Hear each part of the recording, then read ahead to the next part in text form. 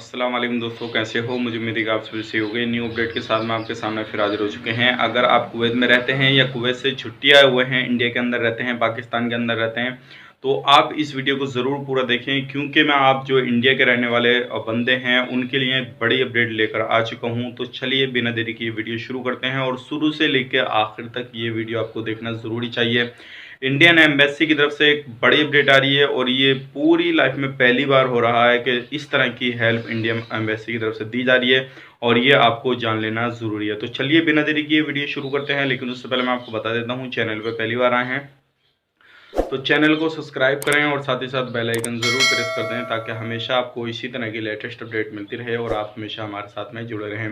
इस वीडियो को जितना हो सके आगे शेयर करें और लोगों तक, और उनको भी इस चीज़ की मदद मिल सके और वो भी अपनी लाइफ को सेट कर सकें किसी भी तरीके से कोई भी प्रॉब्लम हो तो सबसे पहले हम बात कर लेते हैं। जो बड़ी अपडेट आ रही है, इंडियन एम्बेसी की तरफ से ऐलान किया गया है और ये वो ऐलान है, चाहे आप किसी भी वीज़ा पे कुवैत के अंदर हों, चाहे इलीगल हों, लीगल हों या किसी भी तरीके से कहीं पे भी काम करते हों, तो आपके लिए बड़ी अपडेट ये हो जाती है। सबसे पहले मैं आपको बता देता हूं, अगर आपको खाने में, पीने में, रहने में या किसी भी तरह से आपको कोई भी परेशानी है, कोई भी प्रॉब्लम है सैलरी को लेकर, यानी कि ए टू जेड कोई भी प्रॉब्लम है, कोई सा भी आपका वीज़ा हो, फैमिली वीज़ा हो, वर्क वीज़ा हो, अदरवाइज कोई भी वीज़ा हो, कहीं पे भी आप रहते हैं, तो आपको जो करना है इंडियन एम्बेसी को कांटेक्ट करना है। कांटेक्ट कैसे करना है, सोल्यूशन वो आपका निकालेंगे। अगर अभी तक आपको वहाँ से आने नहीं दिए जा रहा, आपको बंदी बना के रखा जा रहा है, तब भी आप जो है इंडियन एम्बेसी को कांटेक्ट कर सकते हैं। आप कांटेक्ट करने के लिए मैं आपको डिस्क्रिप्शन में लिंक दे दूंगा, आप उसके थ्रू भी जा सकते हैं। बाकी मैं आपको एक बार बता भी देता हूँ, जो वेबसाइट है उस पर जाने के बाद में आपको अपना रजिस्ट्रेशन कराना है और जो कराने के बाद में जो है अपनी पूरी डिटेल्स वहाँ पर डालनी है। जैसे कि सबसे पहले जो आपका पासपोर्ट में नाम है वो डालना है, फादर नेम डालना है, पासपोर्ट नंबर डालना है और आप अभी करंट में कहाँ पर काम करते हैं कुवैत के अंदर वो डालना है, क्या परेशानी आपको वो डालना है, और जो स्पॉन्सर जिसने आपको स्पॉन्सर किया उसकी डिटेल्स वगैरह डालनी है, जो आप एड्रेस है जो भी तो आपको वो डालना है। अगर आप दूसरी जगह रहते हैं, भागे हुए हैं वहाँ से दूसरी जगह आप रहते हैं, तो वो आप डालिए, पूरा परेशानी का सोल्यूशन आपको दिया जाएगा।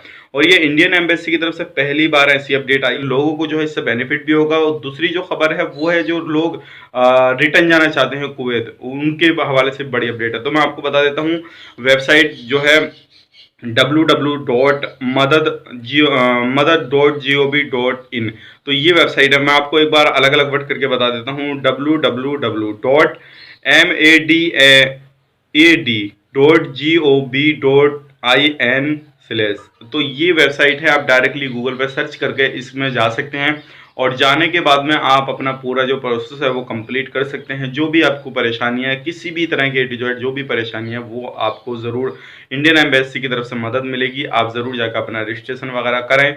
और ये जो है सिर्फ परेशानी के लिए हैं, जो लोग परेशान हैं वहाँ पे, जिनको ज़्यादा ही परेशानी है, ये वो लोग इस पर कॉन्टैक्ट कर सकते हैं और अपनी परेशानी से बच सकते हैं। तो ये बड़ी अपडेट आ रही थी। अब बात कर लेते हैं जो लोग इंडिया के अंदर रहते हैं और वो कुवैत वापस जाना चाहते हैं, उनके हवाले से।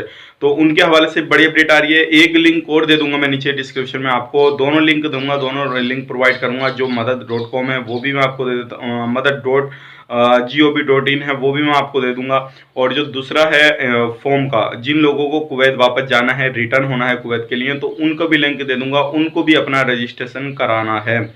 अब उनको अपने रजिस्ट्रेशन में क्या क्या कराना होगा, सबसे पहले पासपोर्ट में जो नाम है वो डालना होगा, पासपोर्ट नंबर, फादर नाम, और उनको अपना करंट एड्रेस जहाँ पे अभी फिलहाल में रह रहे हैं। और उसके बाद में जो पूरी डिटेल्स यहाँ के बारे में डालनी है, कौन सा वीज़ा है, किसने वहाँ पे स्पॉन्सर किया, कफिल का वीज़ा है या फिर किसी कंपनी का वीज़ा है। और ये सारी डिटेल्स डालने के बाद में जो है आपको फिर कफिल का, जो वहाँ पे जाने के बाद में जो है, अगर कफिल ने स्पॉन्सर किया तो कफिल का नाम, ईमेल आईडी, कॉन्टैक्ट नंबर, या फिर कंपनी ने स्पॉन्सर किया तो कंपनी का नाम, मेल आईडी, स्पॉन्सर, ये सारी चीज़ आपको डालनी है। आपका वर्क वीज़ा है या फिर आपका डोमेस्टिक वीज़ा है, वो आपको डिटेल्स डालनी है। और उसके बाद में कितना टाइम आपके वीज़ा को बाकी है, वो सारी चीज़ उसके अंदर डालनी है।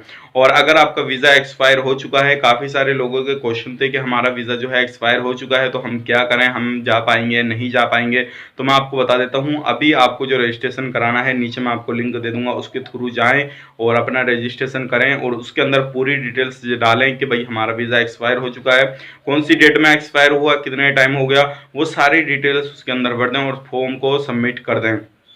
तो इस तरह से आपको सबमिट करने के बाद में जो भी डाटा है आपका वो इंडियन एम्बेसी के पास में पहुंच जाएगा, वो सबमिट करेगी। उसके बाद में जिन लोगों को जल्दी से भेजना है, क्योंकि आपको पता है क्या वंदे भारत मिशन के तहत भी इसी तरह से जो है लोगों को लाया जा रहा है, तो पहले उनका डाटा जो है अपने पास में लिया जाता है, कितने लोग हैं कैसे हैं, फिर उसके बाद में शेड्यूल वगैरह बनाया जाता है, फिर भेजा जाता है।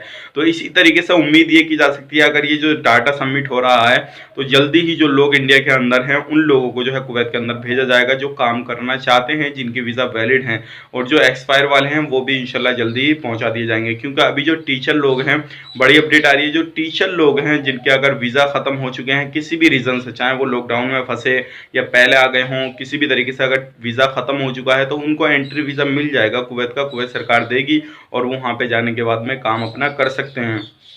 तो ये थी बड़ी अपडेट, सोचेगा आप लोगों तक शेयर की जाए ताकि आप लोग इस चीज़ का बेनिफिट ले सकें। और अगर आपने अब तक वीडियो देखा है, शुरू से लेकर आखिर तक वीडियो देख रहे हैं आप, तो उम्मीद करता हूँ आपको काफ़ी ज़्यादा चीज़ें जो है इसमें मिल गई होंगी। अगर आपको किसी भी तरह की कोई भी परेशानी है, कहीं भी आप रहते हैं, तो कोई टेंशन वाली बात नहीं है।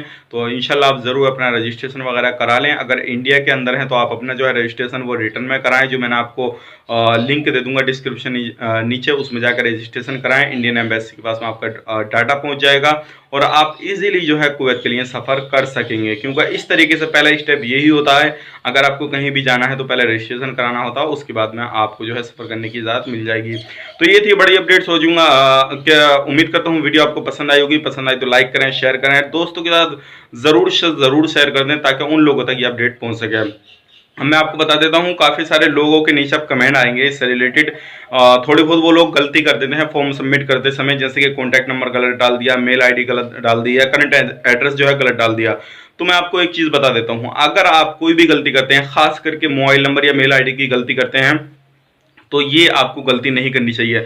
सबसे पहले आपका पूरा फॉर्म सबमिट करने के से पहले जो है, पूरा फॉर्म भरने के बाद में शुरू से लेकर आखिर तक एक बार रिपीट कर लें और उसको देख लें कि जो भी डिटेल्स मैंने डाली है वो सही है या गलत है। अगर किसी भी तरीके से कोई भी चीज़ गलती नज़र आती है आपको, तो उसको दोबारा से उसको सही करें और सही करने के बाद में सबमिट करें। पहले भी जो इंडियन एम्बेसी ने फॉर्म जारी किया था उसमें बोला था हमारा कॉन्टैक्ट नंबर गलत हो गया है, मेल आईडी गलत हो गई, तो क्या करें, तो मैं आपको बता दूं दोबारा से फिर आपको फॉर्म सबमिट करना होगा और उसमें बहुत ज़्यादा कन्फ्यूजन हो जाती है। तो पहले आप अपना जो है पूरा फॉर्म भरने के बाद में एक बार देख लें, और अगर कॉन्टैक्ट नंबर, मेल आईडी, ये चीज़ें तो दो आपकी गलत नहीं होनी चाहिए, और जो आपका नाम है, पासपोर्ट नंबर, ये चीज़ें गलत नहीं होनी चाहिए। कुछ काफ़ी ज़्यादा इंपॉर्टेंट चीज़ें हो जाती हैं जो कि अगर ये गलत हो गई तो आपको काफ़ी ज़्यादा परेशानी हो सकती है, और फिर आपको इंडियन एम्बेसी कॉन्टैक्ट कैसे करें अगर आपकी ये चीज़ें गलत हो जाएंगी। तो नाम और आपका mobile number, mail I D, ये चीज़ें गलत नहीं होनी चाहिए। थोड़ा बहुत दूसरी चीज़ें हो जाएंगी गलत, वो चल जाएगा, लेकिन ये दो चीज़ें गलत नहीं होनी चाहिए। तो ध्यान रखिएगा, फॉर्म सबमिट करने से पहले आप पूरी डिटेल चेक करें और उसके बाद में सबमिट करें। तो समझ में आ गई होगी चीज़। अगर किसी भी तरीके से फिर भी गलत हो जाता है, आपको लग रहा है गलत हो गया, तो दोबारा से फॉर्म को सबमिट करें ताकि आपको कोई भी परेशानी नहीं आए। तो चलिए फिर मिलेंगे इस नेक्स्ट वीडियो में, तब तक के लिए आप अपना ख्याल रखें, अपनी फैमिली वालों का ख्याल रखें। वीडियो को आगे शेयर जरूर करें, और कोई भी क्वेश्चन है आपका, किसी भी तरह से इससे रिलेटेड क्वायरी वगैरह करना चाहते हैं तो कमेंट बॉक्स में जरूर अपना प्यार दिखाएं, इंशाल्लाह मैं आपको जवाब देने की कोशिश करूंगा। या कोई भी आपके माइंड में क्वेश्चन है तो आप जब भी किसी भी वीज़ा के रिलेटेड या किसी भी तरह का कोई भी क्वेश्चन है तब भी आप मुझसे पूछ सकते हैं, उसके हिसाब से मैं आपको वीडियो बना के जवाब देने की कोशिश करूंगा। तो चलिए फिर मिलेंगे इस नेक्स्ट वीडियो में, तब तक के लिए आप अपना ख्याल रखें, अपनी फैमिली वालों का ख्याल रखें। Take care, bye bye.